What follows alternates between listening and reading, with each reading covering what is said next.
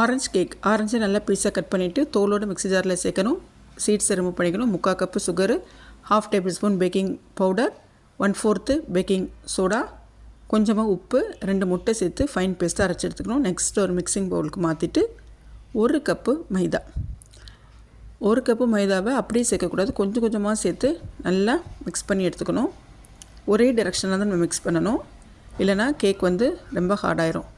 So cut and fold மெத்தடில் mix பண்ணி எடுத்துகிட்டு அதை நம்ம பேக்கிங் ட்ரேக்கு மாற்றிக்கணும். பேக்கிங் ட்ரேக்கு மாற்றுறதுக்கு முன்னாடி ட்ரேயை டஸ்ட் பண்ணிக்கணும் மைதா வச்சு. நெக்ஸ்ட்டு ஒரு பட்டர் பேப்பர் கிராஸில் போடணும். அப்போ தான் கேக் பேக் ஆகி எடுக்கிறதுக்கு ஈஸியாக இருக்கும்.